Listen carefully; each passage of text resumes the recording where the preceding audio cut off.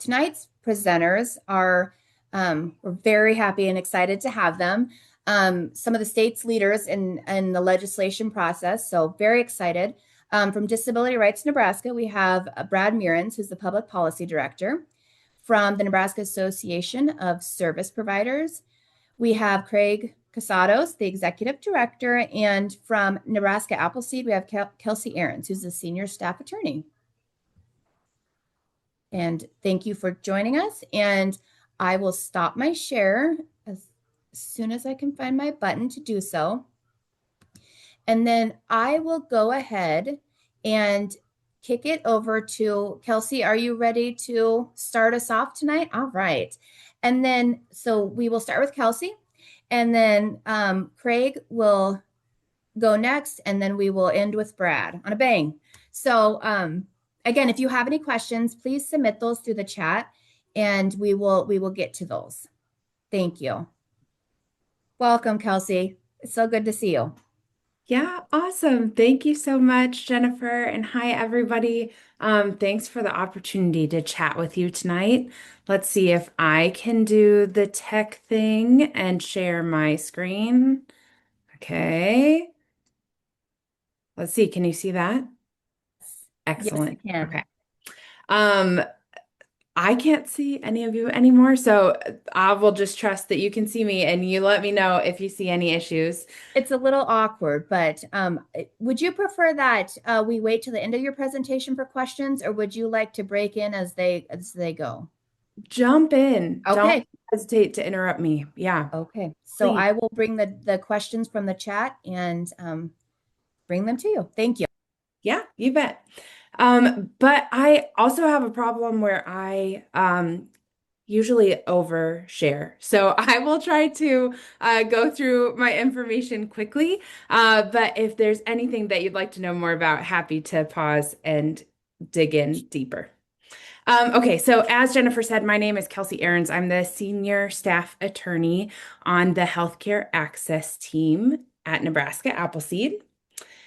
And if you haven't met us before, I'm going to provide you a brief introduction to Nebraska Appleseed and then provide a few updates on our priorities around healthcare access after this legislative session. Nebraska Appleseed is a nonpartisan, nonprofit, public interest law center. Our mission is to fight for justice and opportunity for all Nebraskans. And that's a pretty lofty goal. So we tried to drill down into four specific program areas. We do work in the child welfare space, in the immigration system space, in economic benefits, so things like SNAP and housing and TANF or ADC. And then my biased favorite program is our healthcare program, and we do a lot of work in the Medicaid and marketplace coverage space. Across all of our teams, we use three different strategies across our four different program areas. Our strategies include public policy, which is what we're going to talk about tonight. We also do legal advocacy, again, on the system level. So we do class action and impact litigation. And then all of our work starts with community organizing.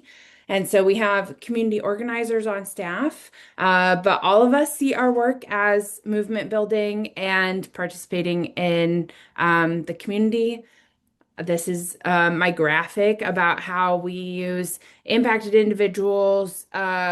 Is always the starting point, is making sure that we're connecting with folks who are encountering the systems that we work to change. They're the experts on how they're working or not working and how improvements can be made.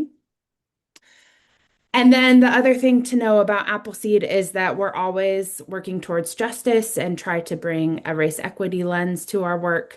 You may be very familiar with this graphic, kind of showing the difference between equity and equality and justice. And that sort of bottom right pictures are always where we want to be, where folks have the supports they need, but also we're trying to change the system so that it works better for everyone. Okay. I work in our healthcare team, and the mission of our healthcare team is to ensure that all Nebraskans have equitable access to quality, affordable healthcare.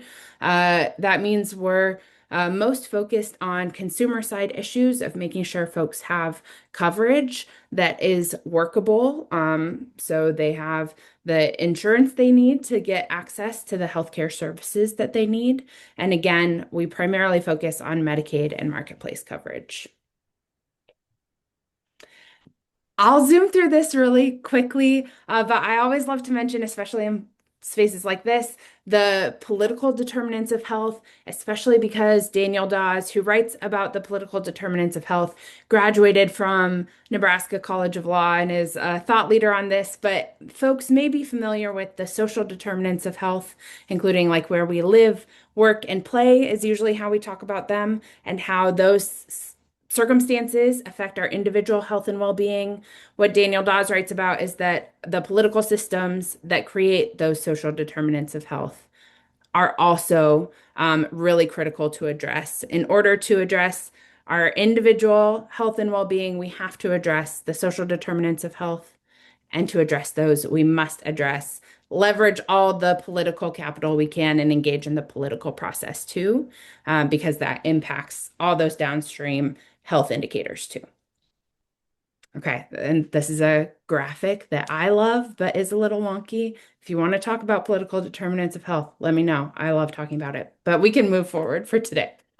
Okay, my biggest updates are about the impacts that Congress's One Big Beautiful Bill has had on Nebraska and on some of the ways that these impacts are coming. So I'm so thrilled that MMI is doing another presentation on work requirements, but I might give a little bit of a preview tonight because it's something we all need to be aware of. I'll start with saying that Congress passed and President Trump signed the One Big Beautiful Bill Act, or HR 1, last summer. And really, there are many pieces of it, but I'll focus on the major cuts to healthcare in HR 1 and how those cuts were made to fund inhumane immigration enforcement and tax cuts for the ultra wealthy. And we like to remind folks that all five of Nebraska's congressional delegation voted for these massive cuts that are going to continue to impact our communities and our families. I'll leave the slide up to show that there are many different impacts to healthcare and lots of cuts. All the cuts on the slide are about Medicaid, but I'll focus on Medicaid expansion. For the first time in the 60-year history of Medicaid, there will be federally required work requirements. Um, Under the federal law, effective January 1st, 2027. We'll talk about how this is starting for Nebraska tomorrow, and how work requirements are really just effectively an administrative burden to kick people off of coverage. The work requirements are specific only to the Medicaid expansion group, and we know that over 90% of folks with Medicaid expansion are already working or would meet an exception. So this isn't about addressing lack of willingness to work or opportunity to work. It's really a administrative burden, a red tape policy to kick people off of the coverage that they need to stay healthy and healthy for their families and healthy enough to work. There are a number of other Medicaid cuts, including cuts to or more frequent renewals, which is also just another administrative burden that's specific to Medicaid expansion. Copays now required under the federal law, which again are specific to just the Medicaid expansion group. Um, Other changes to retroactive coverage, eliminated categories of specific immigration statuses, which have been currently eligible for Medicaid and will no longer be eligible for Medicaid starting this October. The Big Beautiful Bill also included provider bans and Medicaid funding limits. It's a very long list. And the cuts don't stop there. There were also many, many, many cuts to marketplace coverage and no extension of the critical enhanced tax credits that make marketplace plans affordable. And so it's a long and overwhelming list, and I don't mean to belabor it too much, but want to point out here that all of these cuts will impact all of us, whether we have Medicaid or marketplace coverage or not. We're all going to see our health costs rise and waiting lines longer wherever you receive your health care. Okay. So I've mentioned Medicaid expansion a couple times and just want to be very clear about the group that we're talking about. The Medicaid expansion group, you may remember, is a group of adults between the ages of 19 to 64 who have incomes under 138% of the federal poverty level. You can see the numbers for 2026. So low income adults. In Nebraska, we brought Medicaid expansion to our state by voter ballot initiative. So Nebraskans voted to make sure this critical coverage group was available for our neighbors. And it filled a coverage gap that was left by minimal options under traditional Medicaid for adults. And then under the marketplace, you have to have income over 100% of the federal poverty level to qualify for those subsidies. And that left a gap for folks with low incomes who had no options for coverage. So Medicaid expansion is a really critical coverage group, provides coverage to 70,000 Nebraskans.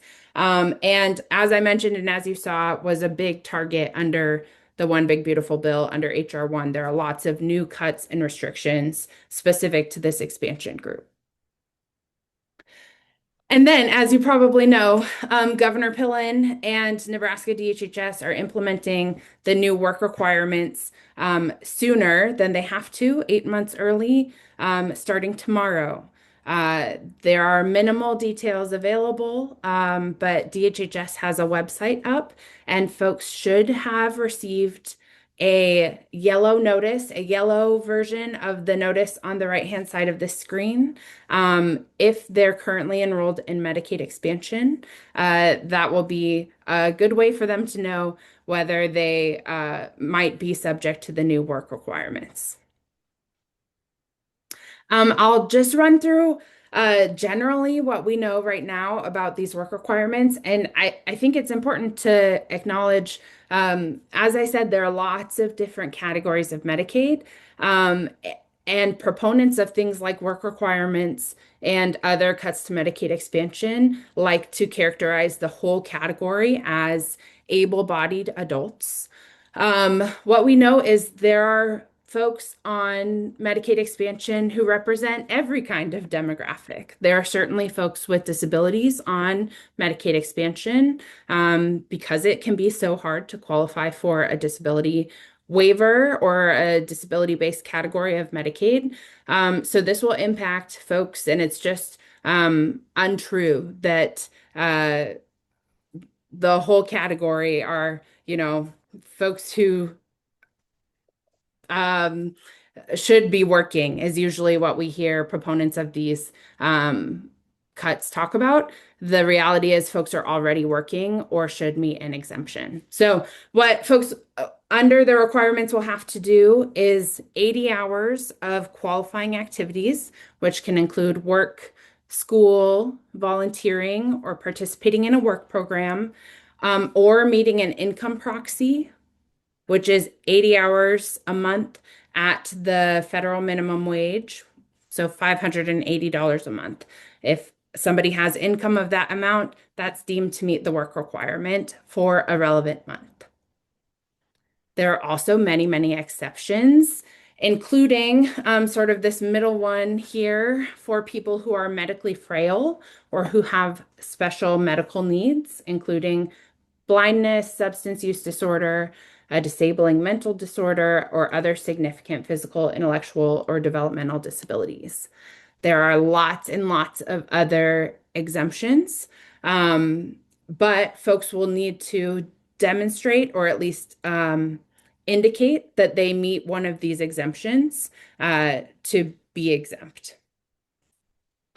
There are also short-term hardship exemptions, and so far, Nebraska is opting into all of the short-term hardship exemptions, including for folks who have been hospitalized, who have had to travel outside of their community to receive care for themselves or a dependent, and people who live in a county that has an emergency declaration or high unemployment rate. Those are all short-term hardship exemptions.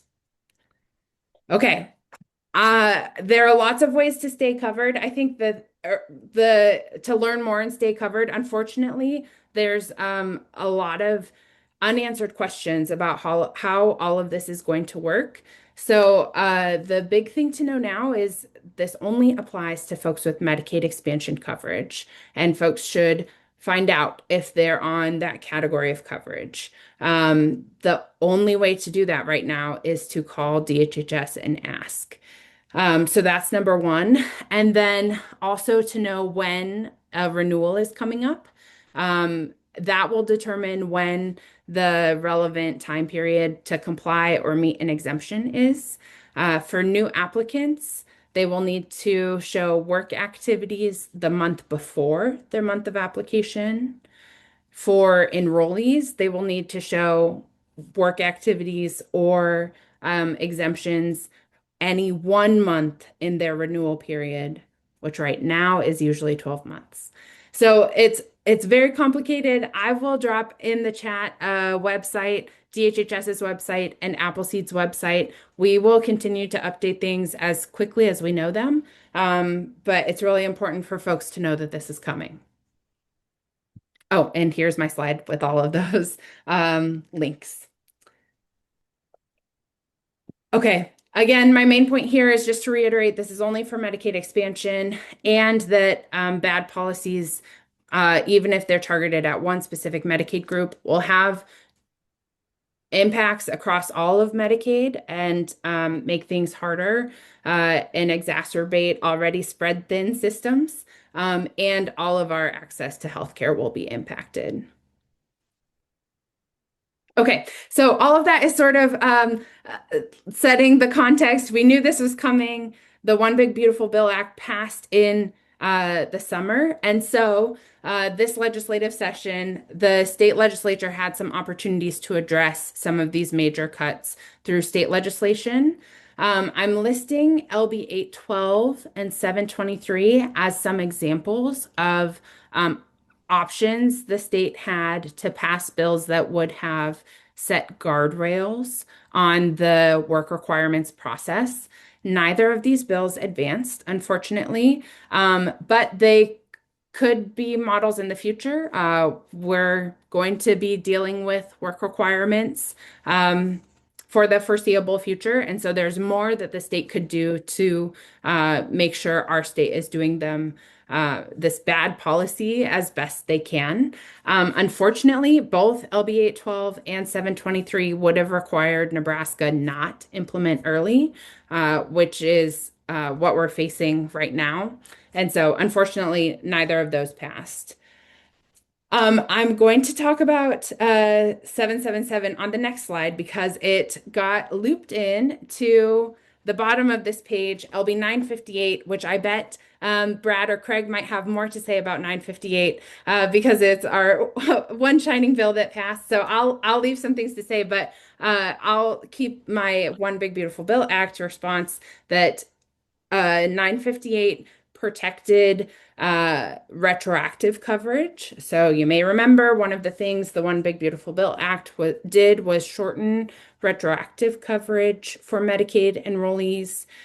Today, if I applied for Medicaid and was determined eligible, I could get up to 3 months of retroactive coverage, which is really important because people apply when they've usually already experienced a medical emergency. HR 1 shortens that amount to 2 months for most categories of Medicaid and just 1 month for Medicaid expansion.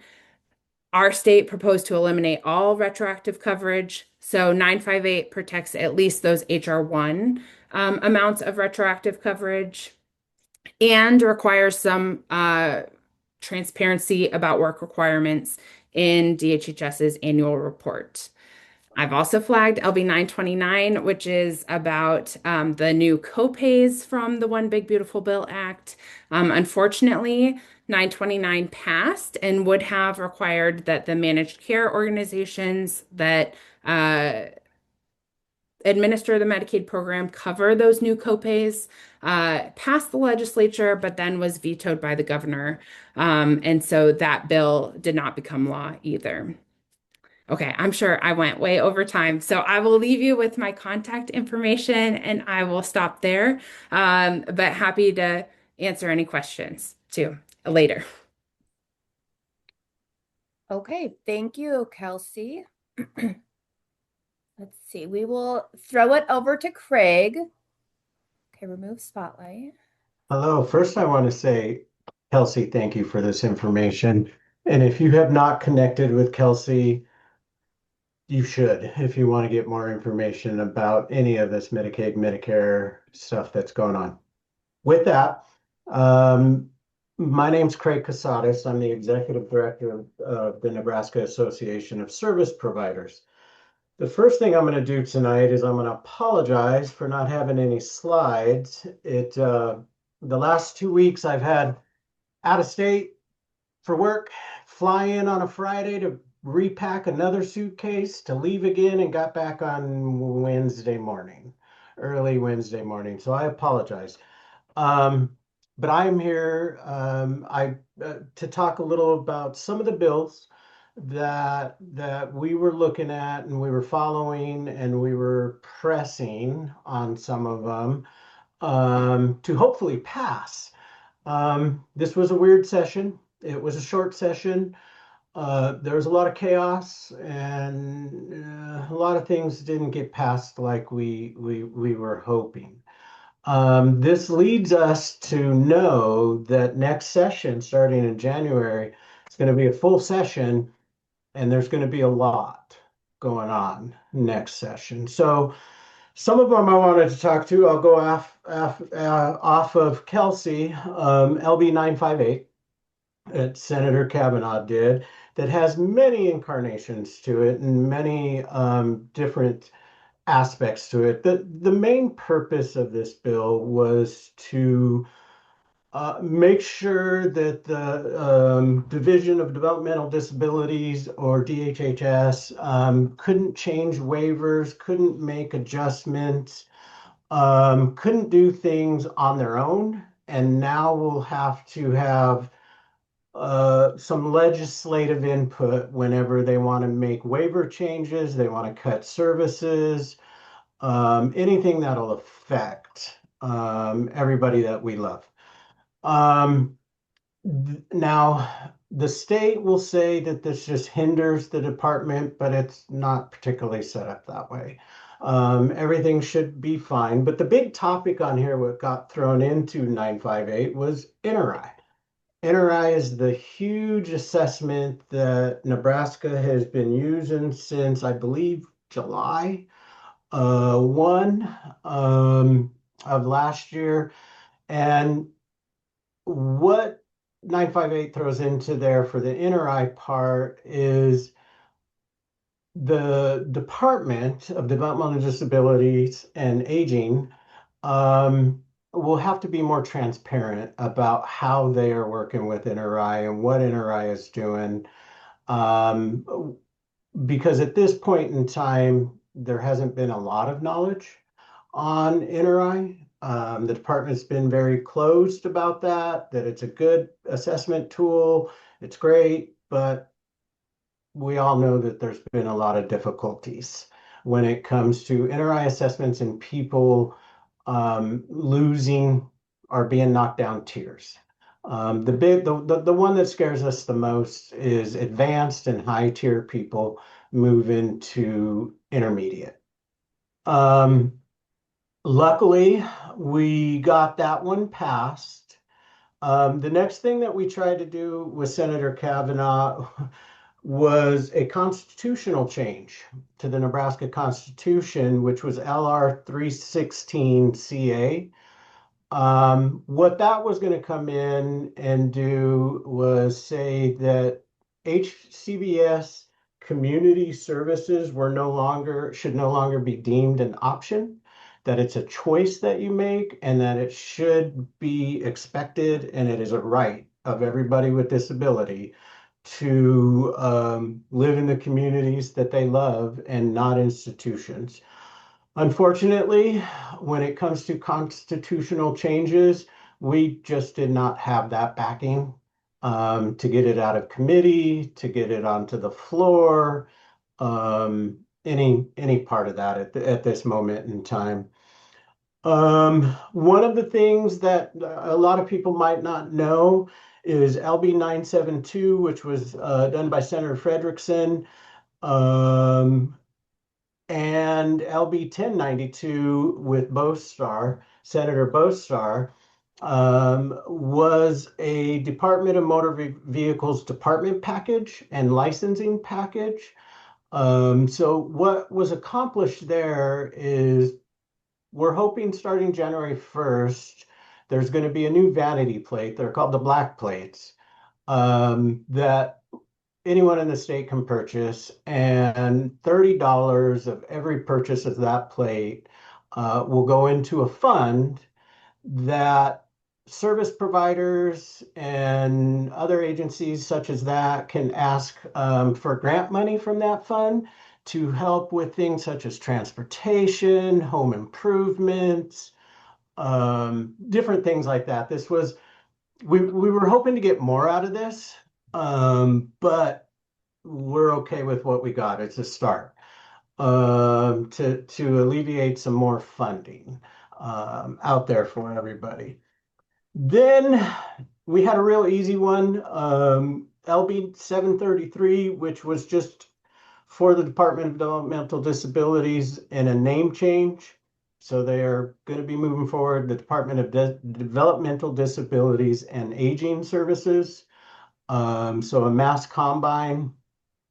One of the things that I want to talk about when some of these bills were put together, like 958 and 1143 and some of these other ones, it makes it look like HHS and the waivers out there, that we got a huge bump in funding. But we didn't. We didn't get a huge bump in funding. What it actually accomplished was it merged the A&D waiver with the 1915C waivers. So it looks like there's big fund, but we didn't get a bump in funding on there. The LB 867 HHS committee, the omnibus and streamlining, that one passed really easy. And that one there's a lot of just transparency. We want more transparency. We don't want the departments to be making changes and not letting everybody know or having a chance to have a comment about it. And a lot of the bills that went through here this session were focused on oversight. We wanted somebody to be able to look at what the department was doing and how they wanted to change things. And somebody else being able to say yes or no, you can't do that on there. So we had a lot of bills that didn't make it out of committee. We had a lot of bills that made it through committee and went to the floor. And just didn't get voted on at the time with the rush of getting everything done. So we've already started working with senators, going around, and by we, I mean I and NASP, going around the communities, talking to legislators in their community, talking to mayors, and start preparing for next year because there was a lot left on the floor that we want to pick up and get accomplished and be ready for what's ever down the pipe. And as Kelsey said, there's a lot with the big, beautiful bill that we want to get accomplished. I am going to leave my email address, contact information in the chat, and I encourage anybody to talk, call me, email me, get a hold of me. Whether you're with a provider, you're a home parent, a brother, sister, anything like that, if you have questions, concerns, thoughts, reach me on there. So let me go ahead and there's my email address. And I want to make sure that I leave enough time here for Brad to go ahead and talk about all the things that Brad wants to talk about because there's some good stuff in there. There is. Thank you so much, Craig. I just want to, before we go, we did have a question come in about Mhm. LB 958. Mhm. It says, who in the legislature is providing oversight on that? Does this fall to the HHS committee because of their connection to DHHS? Yes, at this point in time, the only thing that we know is it's being worked on and how this is going to happen. So we do know that DHHS came in, they looked at the bill with Senator Kavanaugh, and they said, "Yeah, we're good with that." So now the real planning starts on who is going to be on the oversight. My guess is it's going to go to the HHS committee to go through that. It's a great question. Okay. Thank you so much, Craig. We appreciate it. Mhm. Brad, it's all you. All right. And I would also say check the chat. So as I look back in the bill, and I think the answer to your question is about on page 3. It talks about the oversight committee, the legislature, and other committees that will be involved in oversight of implementation. So check that out. If you need someone to point out that to you or get that bill text to you, let me know. I've sent my email in the chat box. I'd be happy to direct you and get you whatever you need. And again, I'm not taking anything away from what Craig was saying. I think he's saying exactly what I'm saying. I just pointed out to where I think in the bill your answer lies. So I do have some slides. Let me pull up my slides here and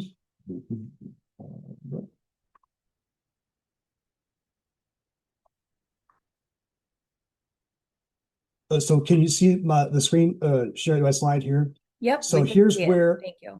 Here's where on page 3 of the bill, the final reading version, not the introduced version, the final reading version, I think the answer to your oversight question lies here. Line 30 on page 3 of the bill, final reading version. But that's not the one I want to talk about right now.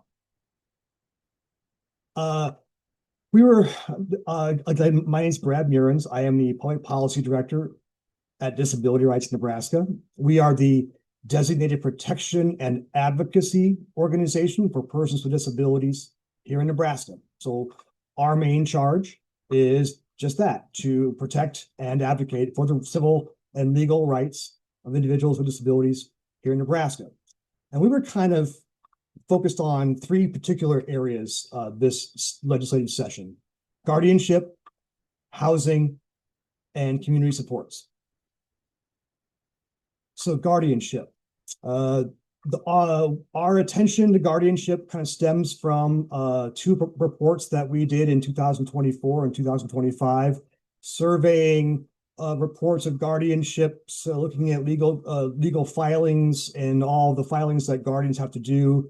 And we noticed that there were some glaring oversights or omissions, and there needed to be increased oversight around the guardianship process, guardianship implementation, and operation, and oversight, accountability. So in 2025, that report centered on a woman that was accused of a theft of over $20,000 of a vulnerable adult. And she had 30 people she was the guardian for in over 16 different counties. So we noticed that there were some glaring flaws in the system, and we had written a report and had provided some recommendations. One of the recommendations was setting a limit to the number of people that can be a person can be a guardian for, and to look at and require the guardian to visit and report on the health and activity and status of their ward monthly. So Senator DeBoer picked up the message and introduced two bills centered around those two particular recommendations in our report. The first one, LB 985, sets a limit of 20 wards per guardian. And this was Speaker Arch's priority bill. Senator DeBoer also introduced Legislative Bill 1178, which would require that the ward could attend guardianship hearings, for example, being eligible for guardianship, applying for guardianship, renewals, or hearings about status. That the individual under guardianship can attend those hearings virtually, and that the guardian must visit the ward once a month and have a written record of that visit. As the session moved along, there wasn't any opposition to these particular ideas. The Bar Association had some ideas around the temporary guardians. They also had some questions around the numbers and the caps and who would be eligible for or required to report and who would be susceptible to that cap.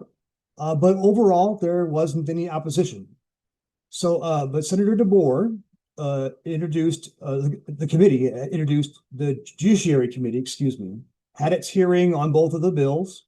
And as a result, they came up with Amendment 2117 to LB 985. They were going to use Legislative Bill 985 as their vehicle for guardianship reform in Nebraska. So the amendment maintained the virtual hearings. It changed the monthly visit to quarterly personal contact with the ward. So every month, it's every quarter, at least, at a minimum. Temporary guardianships would not count towards the 20 ward or 20 individual cap. That was the Bar Association's major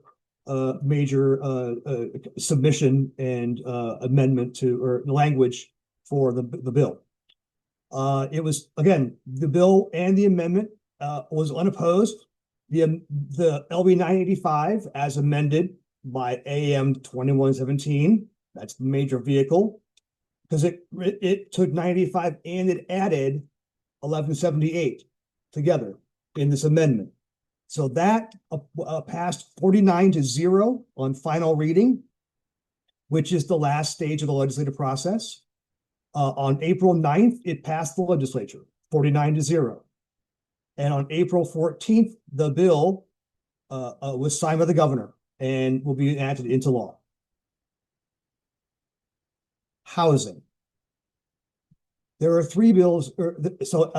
In 2025 was when all this started. Legislative Resolution 86 was a study on affordable and accessible housing for Nebraskans with disabilities. On the heels of that hearing, Senator Roundtree from Omaha introduced Legislative Bill 839 and Legislative Bill 840. LB 839 talks about requires cities to report the number of accessible housing units that they have in their city. This was Senator Roundtree's priority bill. LB 840 would require at least 20% of the housing units that are approved for funding from the Affordable Housing Trust Fund. 20% had to be accessible for persons with mobility impairments, and 10% needed to be accessible for persons with hearing or vision impairments. Amendment 1685 to 839 combined both bills, and they had small changes. They pushed back the date of data collection for cities It reduced the percentage to 5% for mobility impairment and 2% of housing units need to be accessible for persons with vision or hearing impairments. The bill, as amended, passed final reading 34-15 on April 10th.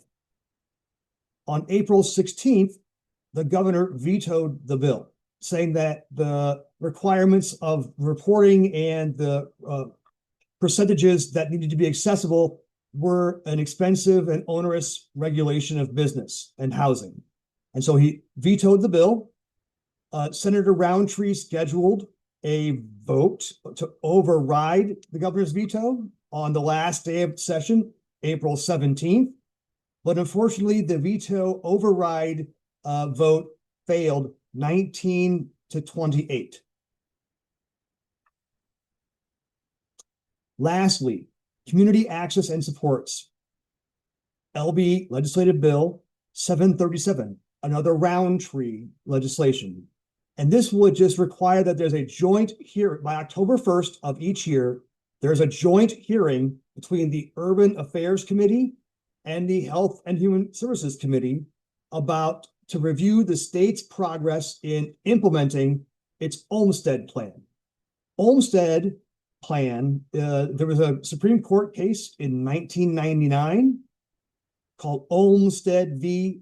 LC, and it said that people who do not belong in an institution and don't want to be in an institution can have the right to be served and live in their community.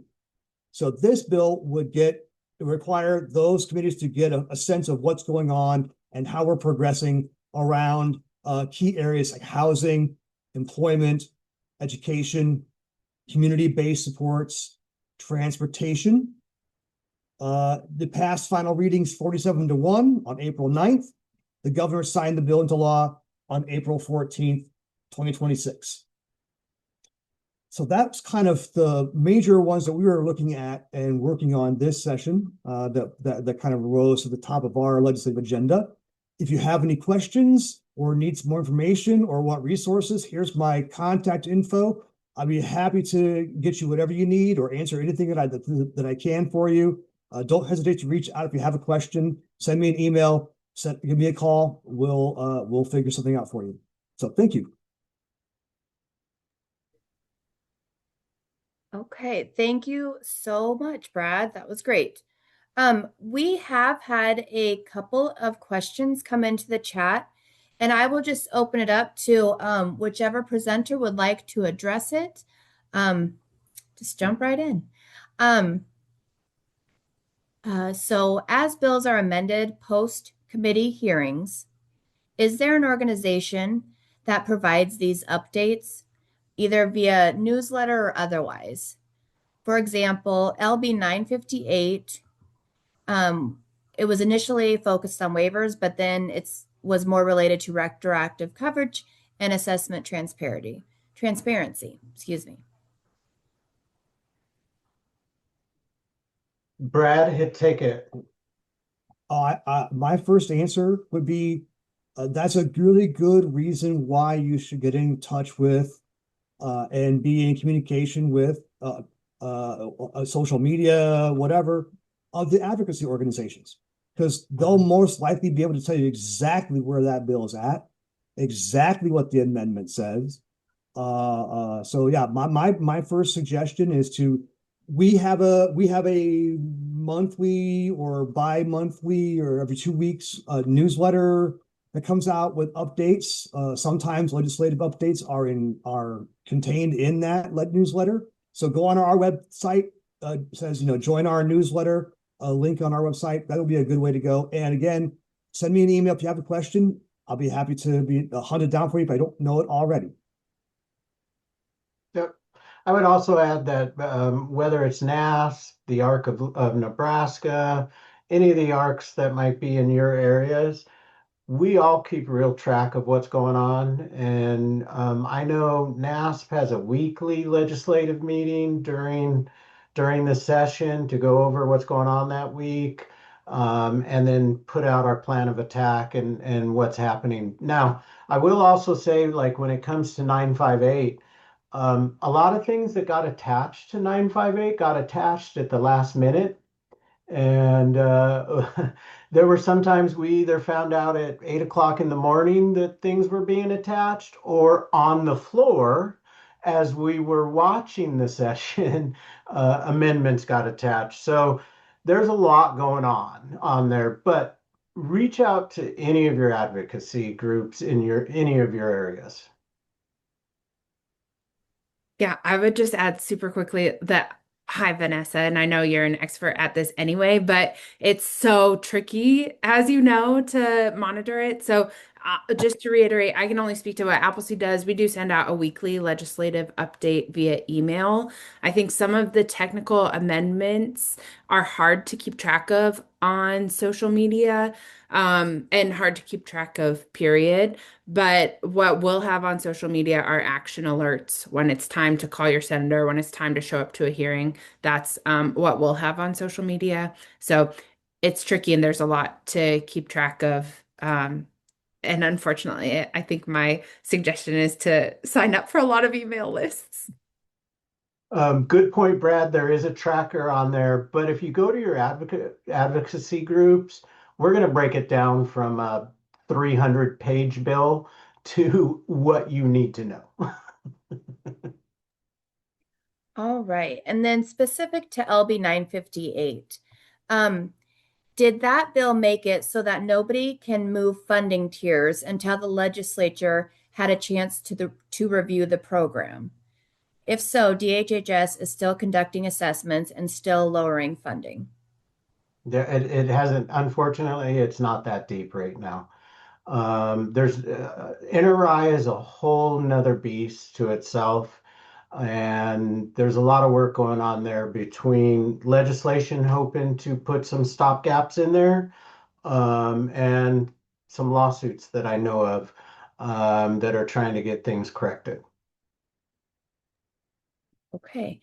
Will Roundtree's housing, oh, go ahead, Brad. Sorry. I was going to say, also, if you go on to page 3 of the bill, I think it says that if there's a reduction of waiver hours or services, that would prompt then a review, an administrative review of that.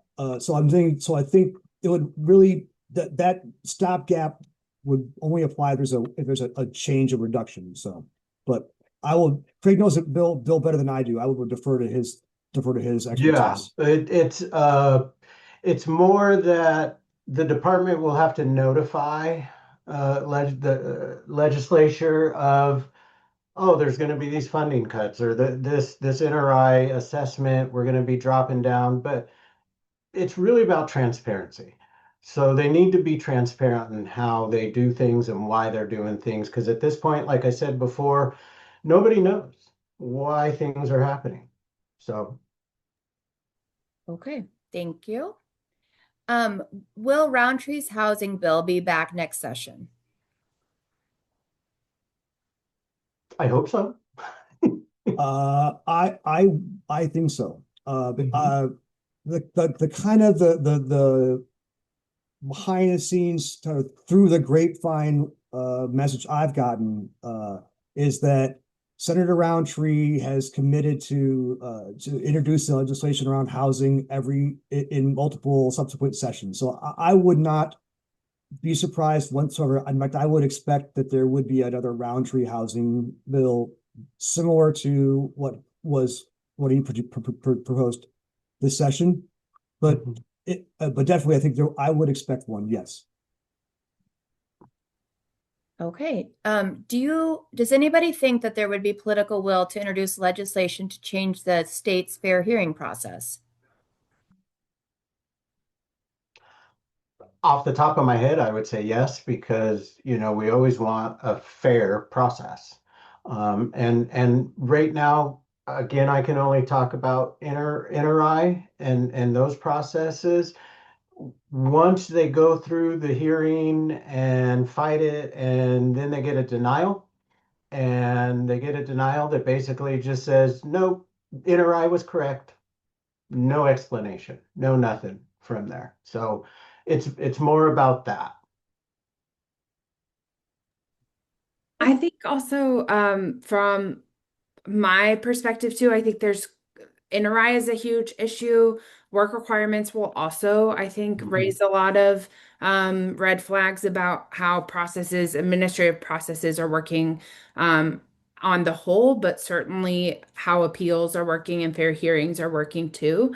So I think it's definitely worth monitoring. And as folks are experiencing inter-RI or work requirements, administrative barriers, and seeing issues with fair hearings and other parts of the process, it'll be really critical during this interim to be talking about those issues and flagging them and starting to talk to senators about it. I think there's a big spotlight on how Medicaid and DHHS are functioning. And so leveraging that to address some of the issues everyone's seeing, that'll be critical. And now's the time to start sharing those stories and making really clear what the impact is on individual Nebraskans. Yeah. And I And I would believe, Brad, suggest, oh, do we go have, ahead, what do Craig. we have? Is there going to be, is it 22 seats that are open for this election? I'm not really sure on the number, but I know there's like 13 senators have termed out. So we're going to Yeah, have so a 13 of them will be significant. brand new. Mhm. And then the rest are going for re-election. So it's a good time to look at who you're voting for, read about what they've done in legislation, look what they've done as far as we're concerned, and ask new candidates. How, you know, what is their plan in this genre? And I would just add too that I'd say, don't worry about the political will. Mhm. Get in touch with if there are problems. Get in touch with senators. Start communicating with them. Talk to them about what those problems are. Candidates when they're on there's stump speeches and when they're on the road. Talk to them about the problems. Don't worry about the political will. We'll figure that will become apparent, after you start the conversation. But you got to start the conversation.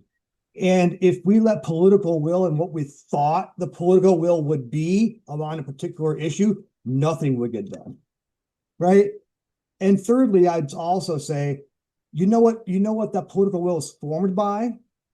Communication with constituents, that forms the political winds. So you can change and create that political will or the political structure of political winds all on your own, and with numbers and with other families that can join you and are having similar problems communicating. That's how things get done. I would say, don't worry about the political will. That game will take care of itself after you start the conversation and you get into it.